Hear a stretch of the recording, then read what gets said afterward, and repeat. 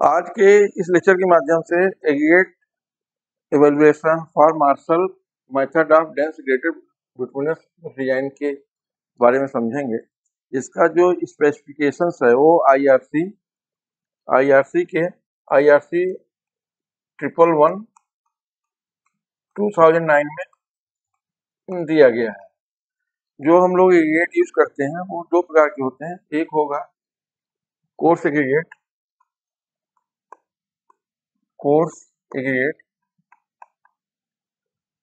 और दूसरा जो है वो फाइन एग्रीगेट है, जो उसमें दिया गया है। दूसरा फाइन एग्रीगेट।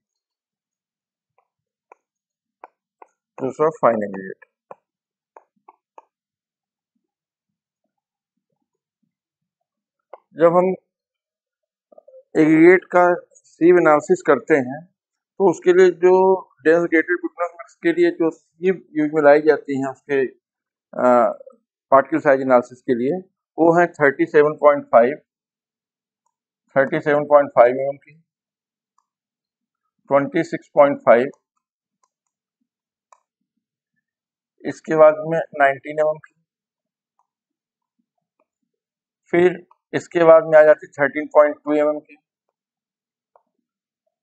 देन 9.5 mm की, देन 4.75 mm की, 4.75 mm की, देन 2.36 की, देन इसके बाद में 1.18 की, 1.18 mm की, इसके नीचे 0.6 की लगाते हैं, 0.6 mm की, 0.3 की, 0.15 एंड 0.075 mm की सीप लगा करके उसका हम लोग हर एक सीप पे क्या रिटेन हो रहा है उसको रिकॉर्ड कर लेते हैं। जैसे यहाँ देख सकते हैं कि जब हमने कोई सैंपल साइज लिया, say that sample size was 1146 ग्राम का, उसकी जब हमने सीविंग की तो उसमें 19 mm पे कोई रिटेन नहीं हुआ। उसके बाद में 13.2 की सीप थी, उस पर भी कोई रिटेन नहीं हुआ। 9.5 पे 97.5। तो जो 2.36 mm पे रिटेन होगा, जो मटेरियल यहाँ से यहाँ तक 2.36 पे रिटेन होगा, that will be termed as a course aggregate and 2.36 से passing and retained on 2.075 mm में, ये विल बी फाइन एग्रीगेट। जिसका हम लोग परसेंटेज निकाल लेते हैं कि कितना कोर्स एग्रीगेट है और कितना फाइन एग्रीगेट है। इसको हम लोग यहाँ पे कैलकुलेशन देख भी सकते हैं। तो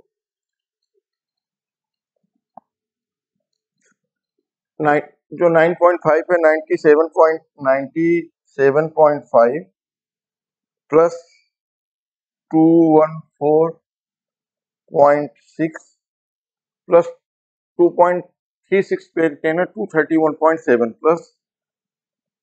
plus 231.7 is equal to 543.8 and जो हमारा ओरिजिनल सैंपल साइज था that is 1146.0। So divide by 1146.0, it has come 0.4745।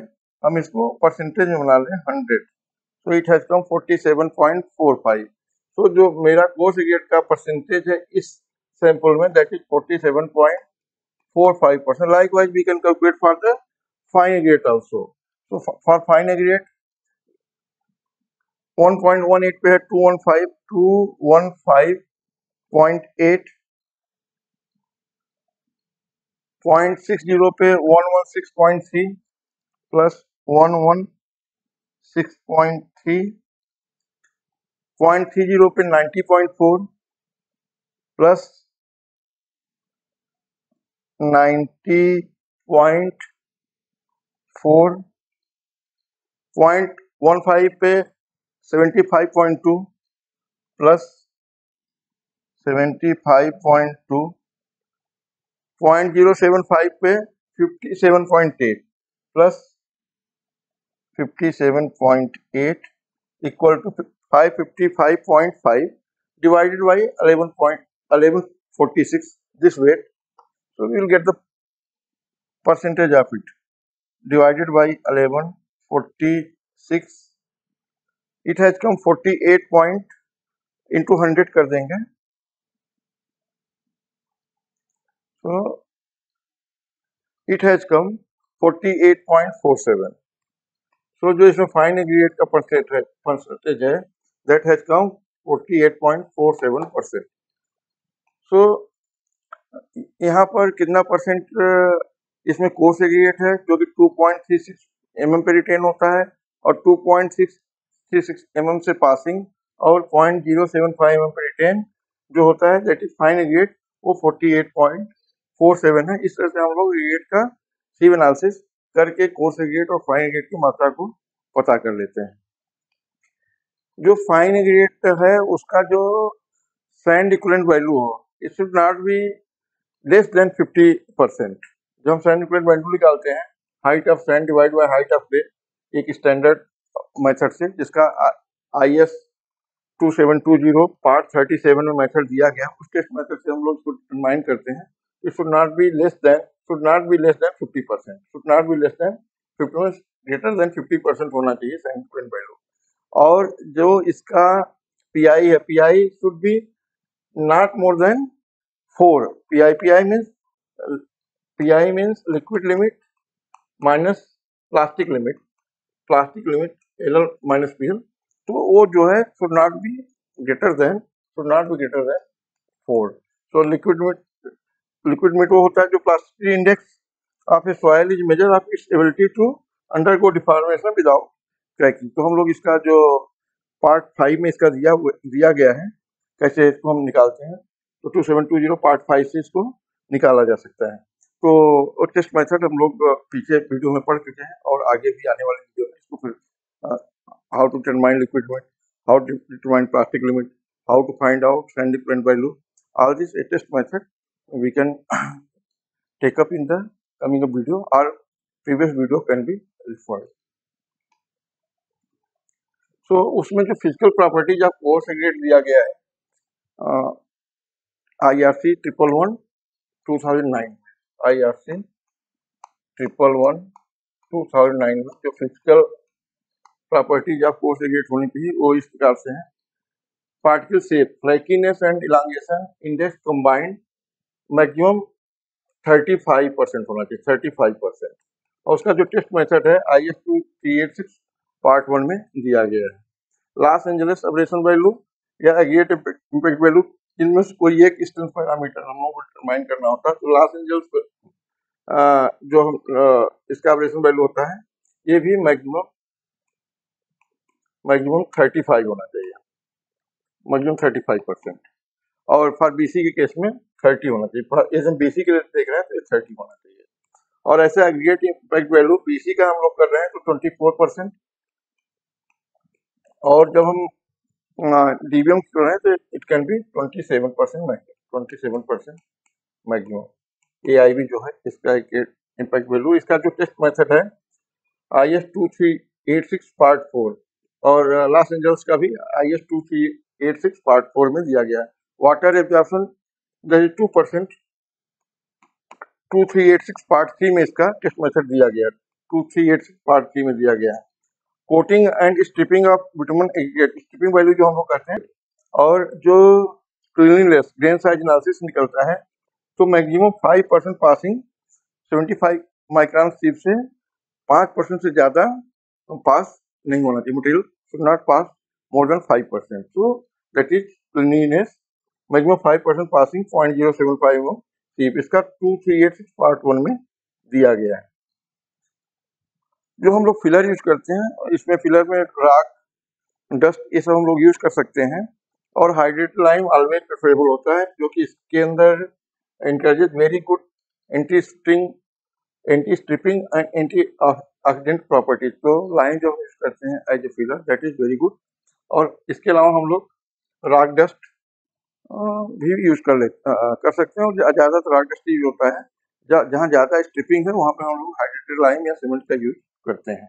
तो इसमें 100% पासिंग, 0.3 mm वाले पे 95 to 100 mm इसका ग्रेडेशन, और 0.075 पे 85 to 100 के बीच में इसका पासिंग होना चाहिए।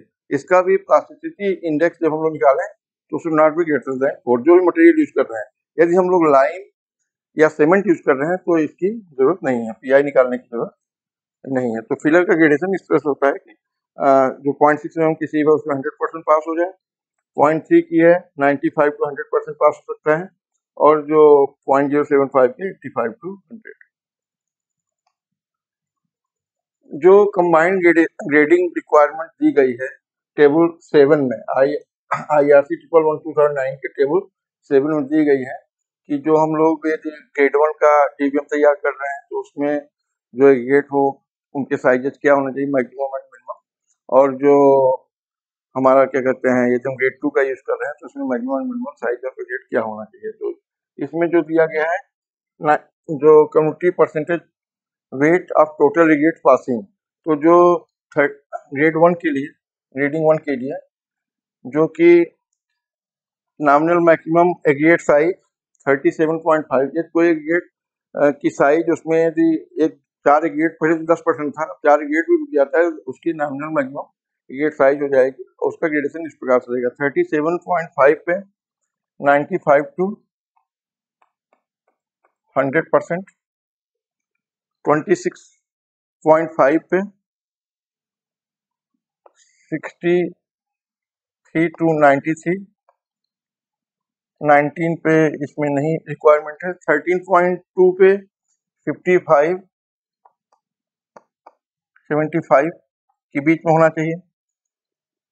जो इसका मिनिमम पासिंग है 55 और मैक्सिमम 75% तक का मटेरियल पास होना चाहिए। इसके बीच में हमारा जो कंबाइंड ग्रेडेशन का परसेंटेज पासिंग हो, इसके बीच में होना चाहिए।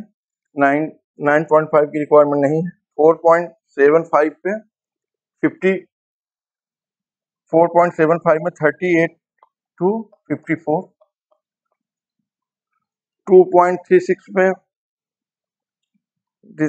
2.28 to 42, 1.18 की रिक्वायरमेंट नहीं है, 0.6 की नहीं है, 0.3 पे 7 to 21 के बीच में होना चाहिए, और 0.075 पे 0.075 mm की सीट पे 2 to 8 के बीच में होना चाहिए।